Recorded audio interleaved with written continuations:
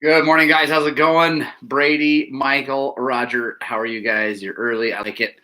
Um, yeah, what's going down? It's another drop dead gorgeous day in Western Colorado. I can't even believe it. We do. Hey, Jeff Elmore, how's it going? We do need some moisture bad, which might be coming this weekend, which would be cool.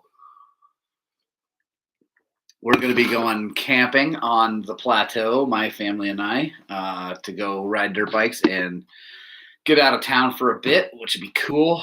What are you guys doing for Memorial Day weekend? Those of you that are already here, let me know what you're doing. Got a couple minutes here before we actually start. Yes, camping, and we can have a fire. They lifted the fire restrictions, which will probably then come back in place here shortly. How's it going, Paul? Mike Cole, what's going on, man? Sweet, good to know you're coming this way. There's my mom. Everybody say hi to my mom, Suzanne. Right on, racing enduro. Where, Brady? Still no racing in our dumb state because of our lovely governor. Yeah.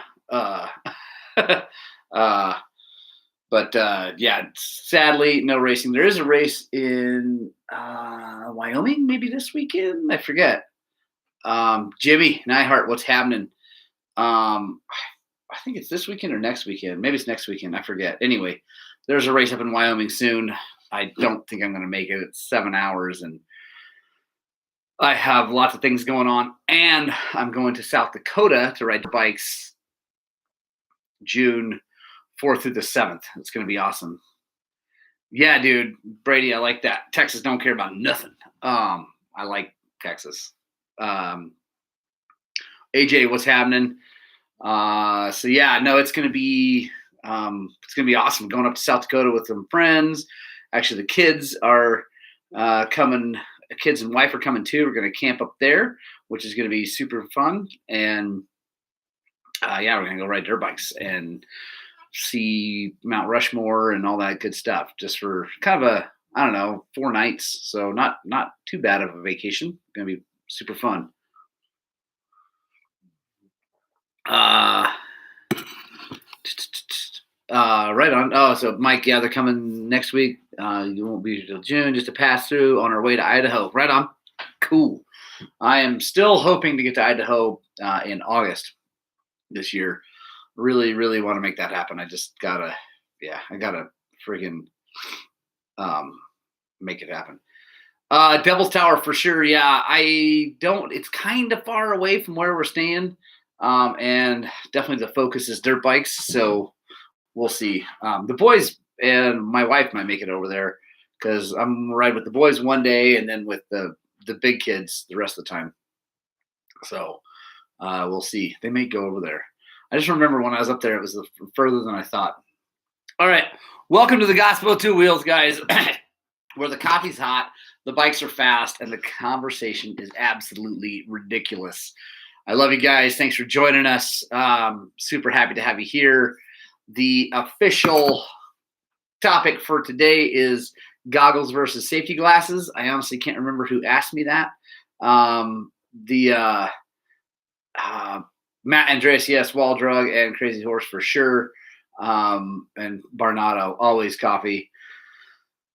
Yeah, I can't remember. Anyway, someone said, let's talk about the difference between goggles and safety glasses. So I have a good friend who's real fast who wears safety glasses most of the time he rides. Jeremy Schoening, you guys know him. Well, some of you guys know him. And I think as far as protecting your eye from things coming and hitting them, they're great. If you get the right ones, they're, kind of coverage and all that. Barnado, that's what I'm saying. Ryan, how's it going? But the problem is they don't keep the dust out from the side. Like they just don't. So that's my problem. I can't wear them. I still get dust in my eyes. As far as protecting them from rocks and things coming off the back of people's tires, they're probably okay. They're probably good. Brady, that's awesome. But I'm sure they're super safe if they're, the safety, actual ANSI or whatever safety glasses. I'm sure they're super safe for that. But if you get behind anybody, man, it would be, I don't think, very good for me. Yeah, Brady, that's exactly why he wears glasses. He's always out front. Jay Coleman, how's it going, man? Yes, the coffee is good today. Got some Tierra blend from Old Bisbee Roasters. This is not paid for. I'd love to get a coffee sponsor, by the way. If anybody out there knows the coffee company that wants to sponsor the Schlogs and the Gospel Two Wheels, tell them to talk to me. Jimmy, can't keep safety glasses from fogging up. Yeah, I've honestly never worn them on a dirt bike ever. I've worn sunglasses, but that's it. Right on, Tori. You're heading to the plateau. Cool. We're going to be up there for the weekend. So I will. Colorado Legacy. Okay, right on, Garrett Aronson. Thank you so much. I will definitely check them. But also Anderson's. We're going to be up there. I forget the road we're camping off of, but maybe we'll find you guys and go for a ride. That'd be awesome. So yeah, there's my take on safety goggles or safety glasses versus goggles. I like goggles. They keep all the stuff, all the dust out and stuff like that. Jimmy said the guys, wear them in the rain. Right on. I could see that. I don't know. For me, goggles work good. I take them off if I'm starting to overheat and like I'm struggling or whatever and spin them around backwards. But, and when it's raining really hard, if they're fogging up. But quick plug for the goggles that I wear. All their lenses are dual pane, so they fog a lot less. They still do fog if it's really cold or you're breathing really, really hard, but they seem to fog a lot less, and they're super protective. They're really durable. But anyway, so I like those. That they help me not get so fogged up. Yeah. So anyway, also guys, if you're new to the show, feel free to ask questions. Also, if you're new here, hit the like button and the subscribe button because it really helps us. We are hammering on subscribers right now. Thank you so much. It really, really means a lot to me. Thank you very, very much for that.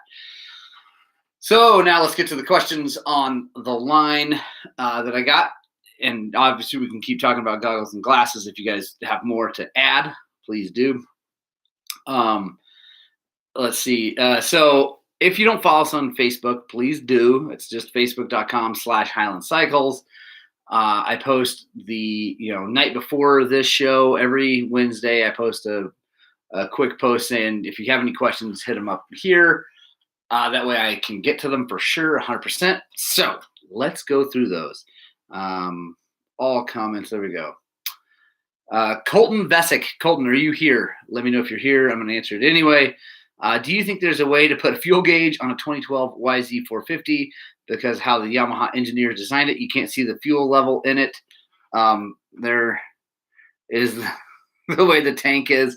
And it's so no, I don't think there is at all. And it sucks that they did that. I think so. Here's my personal belief. Every bike, now KTM does this, except for their SXs, every bike should come with a clear tank, man. Like why they don't come with clear tanks makes zero sense to me. I don't know. I just don't know. Brady, yeah, the tank is translucent, but it's really hard to see when it's kind of dark outside or whatever. You got to have like light behind it. And yeah, it is translucent, but it's super hard to see, especially if there's dirt and it's old and you've rubbed it. Anyway, I still think it's dumb. It's better than a black tank, but it's still not great. Like my kids, 2 KXs, KDX, KX, and they all have opaque tanks, and it's seriously, ugh. Michael Barnado, blue does look so good, but blue looks really good with a clear tank on it. So, yeah, no way to put a fuel gauge. The fuel gauge is when it runs out, you're out. Sorry, that's a little bit of a snide remark. Shannon Hensley, how's it going? Roger, yes, use a match to look inside. I like it. That's awesome. So yeah, no fuel gauge. Dave Kessler, how's it going, man? You've been late the last couple weeks. We're gonna have to have a talk about that. Chris Ash asks, he said, when you were servicing the YZ450 forks, I noticed that you didn't mention anything about lubing the seals as you installed them. I've always applied a light film of oil on the sealing surface. Is this something I should stop doing? Love the videos. Keep the great work. No, I absolutely think that's a great thing to do, to put a little lube on seals. Actually, sometimes I'll put a little just tiny thin film of grease. And the Brady Metter, come on now. You're funny though.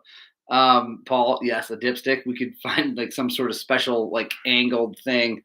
But yeah, no, I didn't mention it in the last schlog because I didn't go deep into that. I should have mentioned a few things, but no, I didn't do that. But yes, I like to put a thin film of grease. I also like to use this motorcycle protectant stuff. It's, Pledge Works, things like the silicone spray. This stuff's from Muck Off. I use that on the fork legs to help make them slickery. Brady, I know you can take the free piston off to drill it, but guess what? I've never had that stuff. As long as I blow them out, I've never had any stuff do it.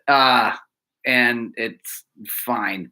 So I know I guess I should take the free piston off, but as long as you're super careful, and my drill bits have these like little steps at the ends of them, so they'll go wham and hit the rod or the spring. I don't have any problems with that. So, and then, like I said, blow them out really good. Make sure all the little plastic shavings are gone. I knew you were jumping in there, and that's awesome. That's okay. Hey, John Olson from Minnesota. How's it going? Let's see. Can't have too much lube. So yeah, Chris, definitely put a little thin film of oil or grease or something like that on there. It's good. And then I like I said, the reason I put the crosshatch in the fork tube is so that holds a thin film of oil as it slides up and down to keep those seals from catching or tearing. So there you go. Let's see. Any experience with trailers? This is from Jimmy. And I heard any experience with trailers, V-nose, or regular trailer? Thinking a small 5x8 or 5x10 to keep the miles per gallon reasonable. Switching from a hitch carrier to something a little more secure and overnight hotel stays. Jimmy, yes, always cross out your tube, 100%.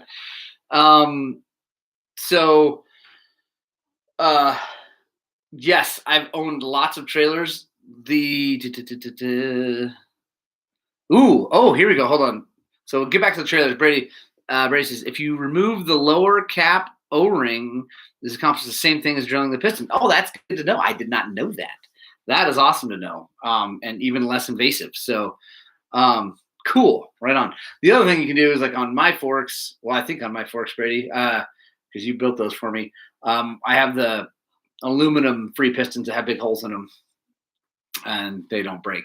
So Jimmy, yes, I've had a lot of experience with trailers. I've owned 3 or 4 of them, and I've always put them behind a van, and my mileage is always not that great, so I don't really worry too much. It's more about the weight of the trailer for me, because the van's a big windbreak anyway.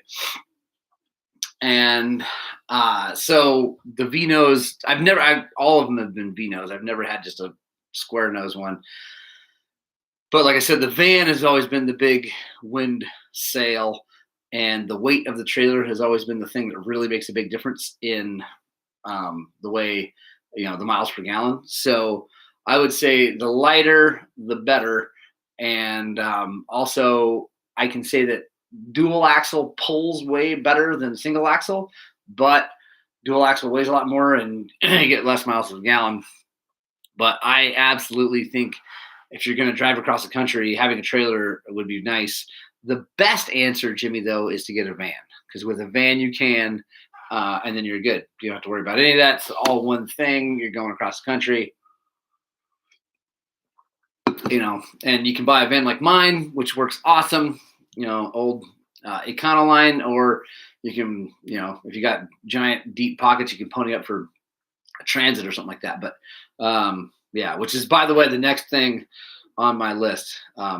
Thanks to you guys and YouTube, we're starting to make some money. Not a lot yet, but we're definitely on our way, and it's awesome. And I'm really hoping I can get a van by next year, which would be really cool. There you go. Tori Anderson, we just went with the tiny toy hauler, 18 feet, fit 3 full-size dirt bikes. Totally. Yeah, theirs is awesome.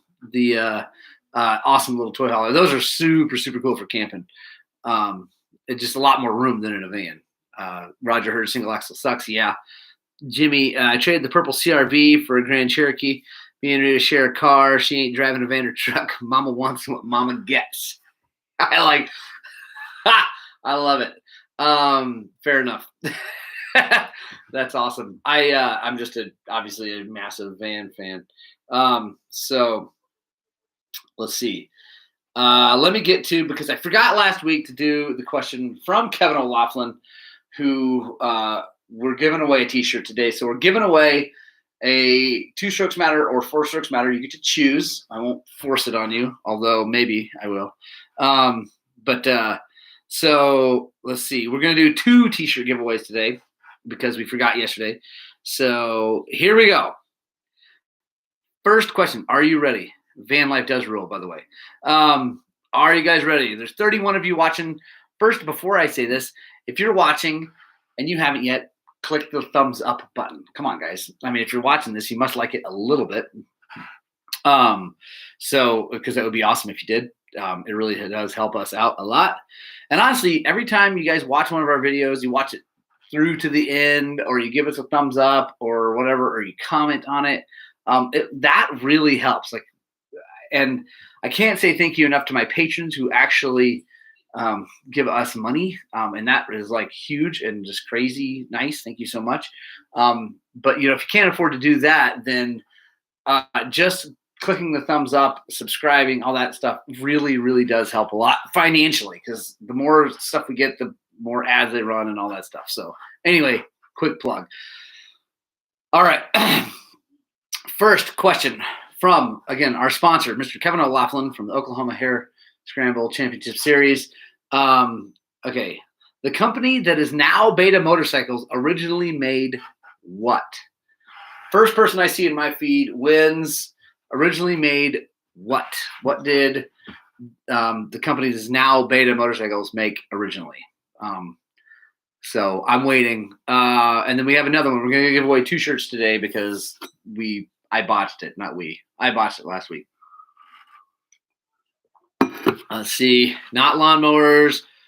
AJ, you win with the pedal bikes. It's technically custom bicycles, but we will go with bicycles, pedal bikes. AJ Ree, it's all you. Please email me, morgan@highland-cycles.com. I'm going to type that in here because just in case. Tanks, that'd be awesome. Let's see. Boom. There's my email. And that's for anybody. If you guys want to get a hold of me, honestly, the best way to get a hold of me, if you have a mechanical question or a question about riding or anything like that, is email. I don't answer it all day long, but I get, anyway, that's the best way to make sure it gets in front of me. If you do it on Facebook Messenger,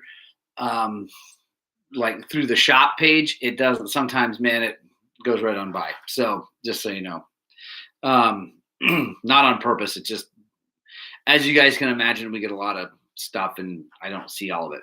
So anyway, thank you guys so much. Thank you, Kevin O'Laughlin. AJ, say thank you to Kevin. I'm sure he's watching. He hasn't said anything here. John Olson, how's it going? Anybody I missed? Eric, a dude named Eric, what's happening? It's not toasters, by the way, is awesome. Jimmy, that is sweet. The bikes they made were like tanks. That's awesome. Oh, that is awesome. Okay, a dude named Eric. What are the big drawbacks on a lower roof vans like the Econoline versus a Transit? Really, the only drawback is loading and unloading bikes and space. other than that, there's no drawbacks to the lower roof fan. Lower roof fan might cut through the wind a little bit better, but the lower roof fans are older, so they don't have as like the EcoBoost in the new Econoline or new. AJ, thank you so much. That's very kind. He says, thanks for the sponsorship, Morgan. This YouTube channel is the best thing, only second to the invention of two strokes. Yes. Quick plug, by the way. If you guys haven't, you should read the book called Stealing Speed. If you like two strokes at all. And even Brady, who's a two-stroke hater, should read Stealing Speed. It's really cool. I'm not going to go into it. It's awesome. I do, Eric. Yes, I have camped out of my van. Some, not a lot. I have a little pop-up camper that's easier. But when I get a Transit with a tall roof and longer, I'm going to set it up to be able to camp in it more often. So that'd be awesome. All right. Travis Kube, Kube. I'm not sure how you pronounce your name, but Travis, if you're here, let me know. He said relocation of key ignition on 17 350 EXCF. Best tips, please. There is I don't know where yours is right now, if it's on the side or up top, but there is a relocator kit from KTM, and I don't know the part number or anything. I've installed a few of them. I've ordered a few of them. I can't remember what they're called, like in the book or anything, but there is a good way to relocate it. It actually works really good. And it's anyway, that is the cleanest way to do it, is to use the KTM parts, because it just all mounts really well behind the number plate and stuff like that. And the one that we did, I think it moves it. Where does it move to? I think it moves it down and to the side. I can't remember. Anyway, check out KTM stuff. It's the best one that I found. Cube, right on, Travis. Thanks. Awesome. So yeah, that's the best one I've used. The other thing is, if you wanted to, you could get real crafty and make something, hide it, whatever. But the KTM one has been the best for me. Let's see, Brady. Yeah. Brady and I can't. One of these days, Brady, we're gonna ride more together, and I'm gonna knock you down with my two-stroke. Dude, a 500 triple, that's crazy, Roger. Yeah, because they need power. There we go, AJ. I love it. You guys are awesome.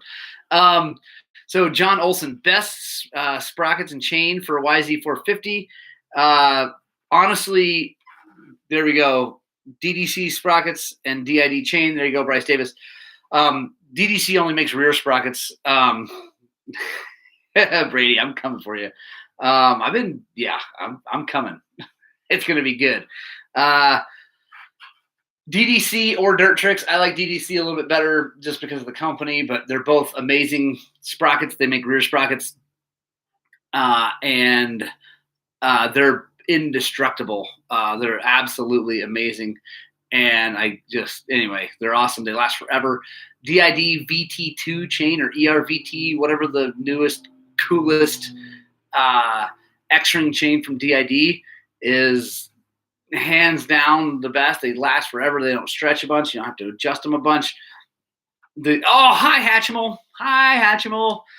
Tori Anderson, this kid is Hatchimal. That's a long story, but that's awesome. Hi, how's it going? But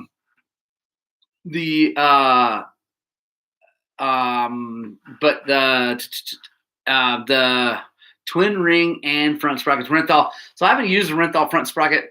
I use Sunstar front sprockets. Front sprockets wear out faster than those good rear sprockets. Brady, it looks like he uses the twin ring. I don't love I don't love the twin ring, because I actually have seen them come apart, and I've never seen a DDC or Dirt Tricks fail ever. So I know it's probably almost never happens, but it did happen one time, at least twice in my experience at the shop. So not my favorite. Pretty Dave Kessler for president. I love it. Only on the internet. Not true, Brady. Actually, it was at my shop. I saw it happen. So it's like, yeah, I know it's super duper rare, and it probably took some crazy thing for it to happen, but it did happen. So I stick with the other ones. They're one piece. You know me, Brady. I like super duper simple because my brain is super simple. So I have to keep things really, really simple. That's why I ride carbureted 2-strokes and XR 650s. Let's see. So, and then the DID chain. I mean, there's a bunch of chains. Actually, I'm running a Pro Taper X-ring chain. Yeah, Pro Taper X-ring chain on my, what is that on? My KTM right now. And it's actually holding up really well. For a $100 chain, which is expensive, but way less than the DID, it's actually doing really well. There'll be a review on that when I get some hours on it. It's been on there for a while, but probably 40, 50 hours. So that's pretty good. Let's see. All right. Hold on. Yes, Jimmy. Let's see some of those rock trails on the 650. I'm going to do that. I got to fix my 650. It actually finally had a problem after 4 billion miles. The clutch is doing something weird, so I got to take that thing apart. And drive. That's right. I drive four Econo lines because they're simple. Absolutely. I am going to get a Transit though because I just want a tall van. So yeah, Jimmy, that's going to happen, and you can tips on where to find GPX files for Colorado riding areas. No, I mean, there's lots of people out there, but honestly, Eric, Cotrex, Cotrex, not to be confused with Cotex, is an awesome app that has pretty much every single track trail, legal single track trail in the state. And it's really good, and it's free, and it's awesome. Avenza Maps also is good for our area because like our maps that I have made are on Avenza, and they work really good. But Cotrex is free. It's awesome. There you go. Rocky Mountain MX says GPX for most states. There you go, Jeff. Like I said, you can buy them. That's great. But I'm telling you right now, for Colorado, Cotrex is brilliant, and it doesn't cost a dime. AJ Ree asks, I know you're here, AJ, so thank you very much for joining in. By the way, again, guys, thank you so much. You guys are awesome. I just love you so much. Thank you for all the support. It's really overwhelming, honestly, how much support this channel is getting. He asked, helmet lights, Task Racing, ? Not Task Rocky, fair enough. What do I use? I'm sure the Task is really good. Brady, I think that Task are really good, AJ. I have never used them. I know they're a lot less money than the ones I use. I personally use a Knight Rider. They are not the cheapest in the world, but they have what I think is the best mount ever. It's a clamp that goes on the jaw. I've got a video. If you YouTube search Highland Cycles helmet lights or something like that, you'll see. Anyway, Knight Rider, but they're expensive. I mean, they're really expensive, but they work really, really well. I think the Tasks are good. The other one to get that I really, really like is Moto Minded. They make a really, really awesome helmet light that's super adjustable. There you go, Brady. Task helmet lights are awesome. He uses them. Like I said, I think that I just haven't used them, so I can't speak from personal experience, but I know that a lot of people like them. And Brady, while he is super confused on 2-stroke versus 4-stroke, he is relatively knowledgeable about other things. There you go. Any input on the Magura hydraulic clutch actuator for the YZs? Don't do it, Kelly. I don't like them. I did it. I could go deep into why, but basically it's a Band-Aid to that situation, and they just don't work. So don't do it. It's a waste of money, huge waste of money. Just either stick with a cable or buy a KTM. I mean, I hate to say that, but I mean, because my YZ with a cable and a good clutch works really good. By the way, Henson clutch, hopefully going into the YZ today. Really, really hoping I get my Henson clutch in. Thank you, Ron Henson from Henson Clutches, for that. I really appreciate it. A-Lift definitely does have all the Cotex. Yeah, the Cotrex just works really good. Avenza's nice in certain areas with if they have the right map. Um, Travis Cube, how far do I have to drive to get to my trails? uh, really, really not very far. The longest is 30 minutes for my close area. I mean, you can drive as far as you want, right? The longest is 30 minutes. That's the mountains with the green grass and the trees and the aspens and things like that the most recent video was of. That's the Uncompahgre Plateau. The closest is Dry Creek from my shop. It's 7 minutes. Peach Valley is 15 minutes. It's all super, super close. Montrose is the most amazing place ever. Let's see. Wish I lived somewhere that actually needed a map to ride. Fair enough, Brady. Hey, balls in your court on that. Come on out. Samantha Lee. Hey, how from Bedrock, Colorado? No way. How are you, Samantha? That's awesome. If you guys know, Bedrock is like this big. Yeah, it's tiny. That's awesome. How's it going?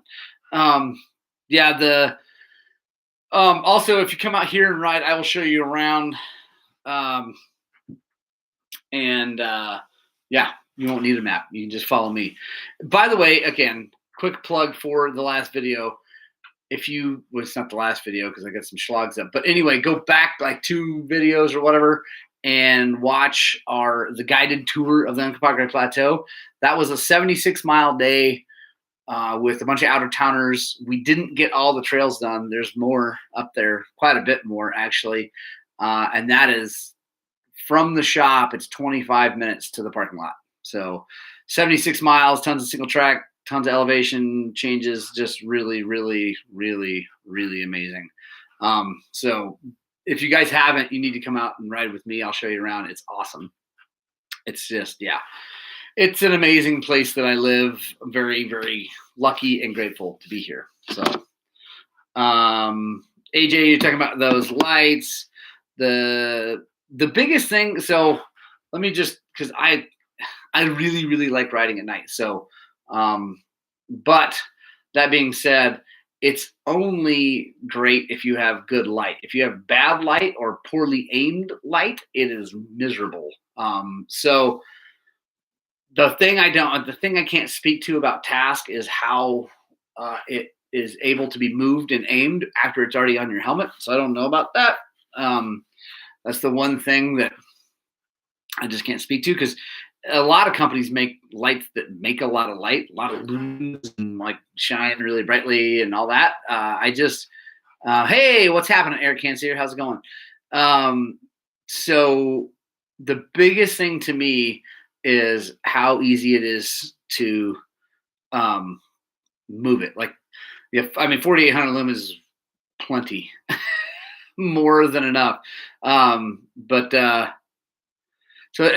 So Brady, it mounts on a GoPro style mount, but after it's mounted, how easy is it to change the angle? That's the thing, because some of the ones, I'm not saying these, but some of the ones that just stick on, then they're locked in, and usually you don't get it right, and you have to peel it off and whatever. The thing I like about the Night Rider is I put it on there, I get riding, and I can turn it and move it, whatever. So Task, move on to 4-axle. There we go. 4-axis, I'm thinking. So that is that's the key. So as long as you can move it, that's the big deal. Like, if you can't move it, perfect. Right on, Brady. That's good to know. So I know that Task makes great stuff. Maybe I can talk Task into sponsoring some videos and sending me a light, and I'll try it out. But right now I'm not gonna spend any money on lights because I have them. So, and I've got a big bad light on the bike, and then helmet light makes all the thing. So yeah. So I bet Task is good. How much are those? Let's just, since people are watching and probably wondering, how much is that 4,800 lumen light with 2 batteries or 4 batteries, like the dual setup with 4 batteries? That'd be interesting to know, because I don't know. The Night Rider comes in at like, It's 300 and something. It's expensive for sure. But yeah. Okay. Last question for another T-shirt. AJ won the first one. Kevin O'Laughlin comes in with T-shirt number 2, 2-stroke or 4-stroke matter. Again, I won't make you choose. I know which one AJ's getting. Let's see.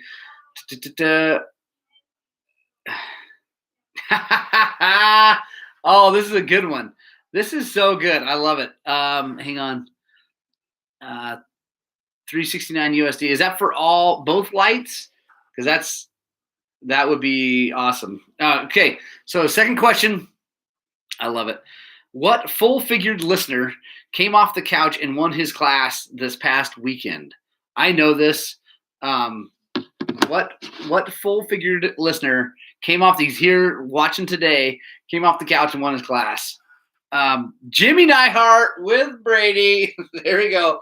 Way to go, Brady Metter. By the way, good job. Congratulations. I'm still gonna knock you down.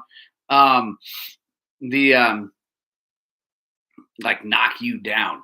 So with your 4-stroke, it's gonna be a heck of a thing though, because with you and that 4-stroke, that's like slamming into the Empire State Building. Notice I picked something tall and lean, Brady, to describe you. So right on.